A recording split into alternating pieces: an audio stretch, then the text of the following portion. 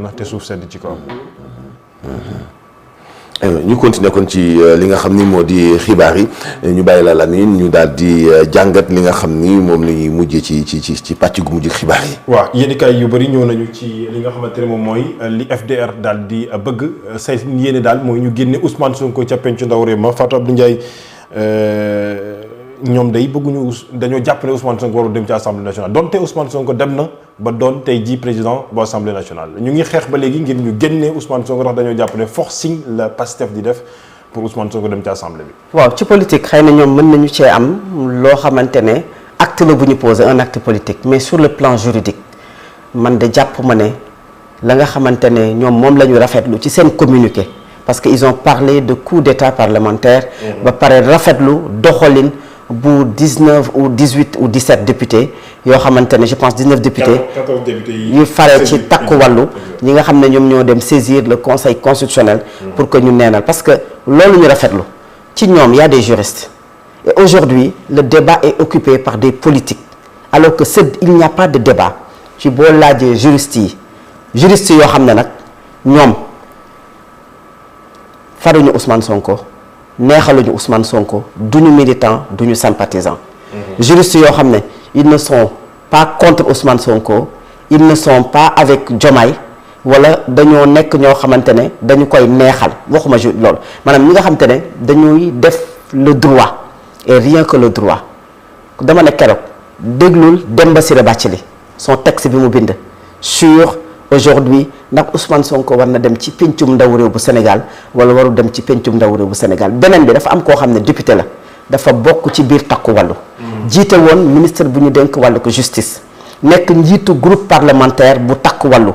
kàddoom nag loo ci mënti wax sur le plan judiciaire elle est bien Aïssata Tall Sall Assemblée nationale elle fait son rôle normalement lu boo d'accord également dina ko argumenté te nag nit lu muy wax dina ko argumenté moom moo toog conférence de presse ñëpp di ko seetaan mu ne du ñu def recours elle a argumenté pourquoi du ñu def recours parce que bu ñu defee recours également le conseil constitutionnel va se déclarer incompétent mu indi jurisprudence boo xamante ne dafa amoon ñoom dañoo dem conseil constitutionnel clamé ko ci loo xam ne dafa jëm ci ñàkk a respecter parité par rapport au bureau de l'Assemblée nationale conseil constitutionnel man je me déclare incompétent les affaires internes bu ñeel pencum ndaw réew bu Sénégal du ma ci wax parce que il y a la séparation des pouvoirs rawatina tout ce qui est lié au conflit bu ñeel règlement intérieur de l'Assemblée nationale wala à l'élection du bureau aujourd'hui loolu nga xamante ne conseil constitutionnel moom la waxoon léegi entre temps dafa am lu fi soppeeku le règlement intérieur n'a pas changé entre bi ñu tegee pencum ndaw réew bu Sénégal ak aujourd'hui moom mi ko wax lire texte yi nekkoon jëriñ duñ dénk wàllu ko yoon mu jiite groupe parlementaire li ñuy laajte mooy qu'est-ce qui a changé et le timing qui a été utilisé maanaam timing bi ñu choisir plutôt pour def recours moment boo xam ne installé nañ ba pare alors que amoon nañu occasion la veille bi ñu nee Ousmane Sonko dañu koy installé le mardi ci la ñu def conférence de presse le lundi pour wax ne ñoom du ñu def benn recours une semaine après maanaam le lundi prochain bi nga xamante ne installé nañu ko le mardi lundi bi ñu def recours léegi lan moo ko expliqué sénégalais yi sax ñun yenn saa yi dañuy nangu ñu ñuy fowe duñu nax ci ay waxi politique parce que réew nag dafa am loo xam ne politiciens yi ñoom ñoo ko moom mais réew dafa am loo xamante ne justice moom moo ko moom réew dafa am loo xamante ne pencum ndaw réew moo ko moom réew dafa am loo xam ne askan woo ko moom yabaate ak yàpp askan weesuwul ay nit toog ay ngeen nekk député ñeneen ni député wër leen ngeen nekk groupe am non inscrit yoo xam ne ñu ngi leen di seetaan am ay militants yu nekk seen ginnaaw ñu def ko ci ay rajo ak ay télévision jàlle ko ci ay chaîne YouTube information bi yépp jàll ngeen ne ñun mënuñu def recours ndax xam nañu ne bu ñu defee recours du jàll ndax le conseil constitutionnel va se déclarer incompétent après ngeen ñëwaat pour justifier ne finalement mën ngeen a def recours mais à quoi il joue. alors qu'il faut préciser dogguma la Fatou Ndiaye ci biir communiqué bi nga xamante ne 14 députés yi saisir conseil constitutionnel yaa ngi koy wax léegi. Aïssata Tall Sall présidente du groupe parlementaire Takku Wallu Sénégal n'est pas signataire. c'est ça. c'est déjà un aveu. ça tu me l'apprends. et c'est bien merci beaucoup déjà loolu rek am na lu muy signifier léegi nag à quoi il joue moom laay wax parfois da ngay toog ba mu yàgg man bugguma sax di wax tout le temps politique yi comme si da ngay wax lu négatif parce que ci politique am na lu set am na lu sell am na lu baax mais bu ñu bëggee def politique boo xamante ne débat de personne la maanaam Al Amine neexuma Al Amine bu sol chemise bu weex neexuma Al Amine bu sol lu vert neexuma Al Amine bu julli ji ci jumaa bi neexuma Al Amine lu mu wax neexuma Al Amine amaana sax nettiluma ko nañ def x tey boo moytuwul acharnement bu ñuy def ci benn personne kooku tey bu fi jóge woon sax xëy na danañ ne kii kenn du ko suul fii yàlla na yéex parce que am na loo xamante ne jaaduwul te xel nanguwu ko mooy la politique elle doit être morale ba ma koy wax c'était avant 2021 avant les événements yi amoon ci réewu Sénégal mais doo jàppee ne tu es un homme politique que ne yow tu peux être le bras armé de telle personne wala mën nañ la utiliser nga nekk à des kilomètres di def ay deal di def ay calcul di nax sénégalais yi parce que tout simplement bëggoo nit ki y'a aujourd'hui élection la ñu jëm élection yu jëm c'est un terrain boo xamante ne il faut s'affronter gis nga la confrontation mooy kenn ku ci nekk jàkka jaa ngi noonu ku mën a not na ku mën sa morom duma su boobaa même presse bi dañ leen di avertir ne leen vous n'avez plus le droit déjà ngeen def benn doxalin boo xam ne day wane ne diw mi kat wala diw mi parce que ñëpp a yam amul propagande parce que ñëpp a yam moment boobu la ñuy xaar mais moment bi nga xamante ne sénégalais yi war nañ leen a wax leneen lu am njariñ on a installé un député boo xamante ne li ma ne il doit pas y avoir de débat parce que pourquoi il doit pas y avoir de débat le conseil constitutionnel ne peut pas faire autrement que respecter la volonté populaire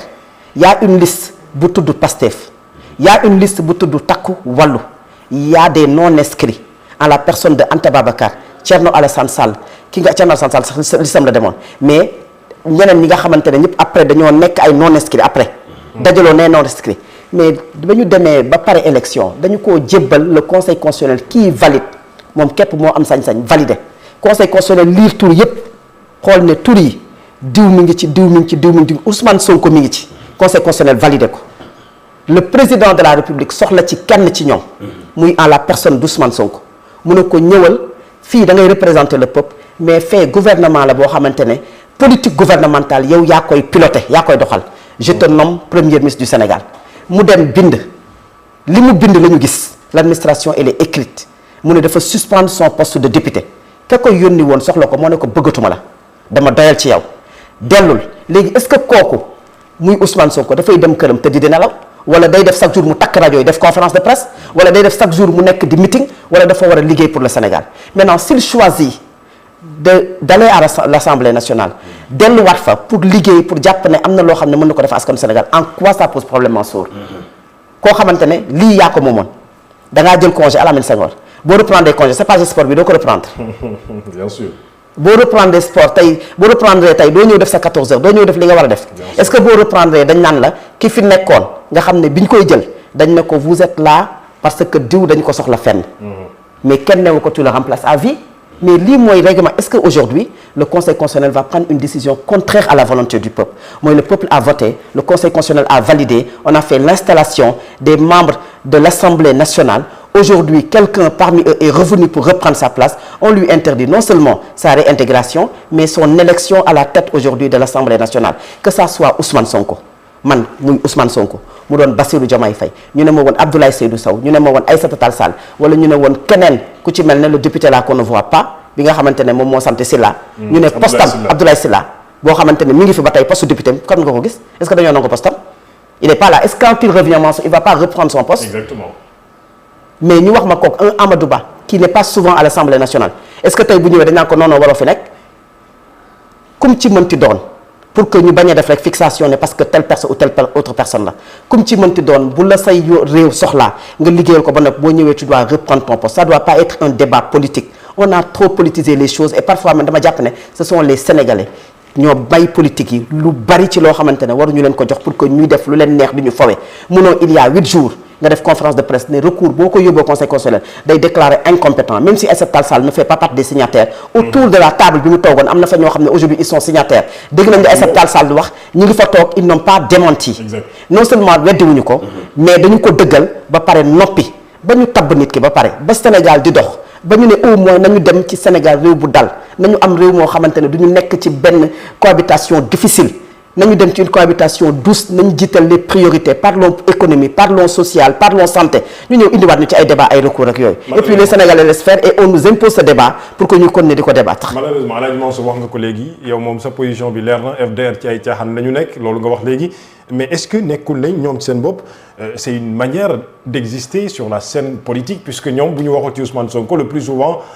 gisuñu ci yeneen yoo xamante dañ ciy wax démb Ousmane Sonko primature la woon tey.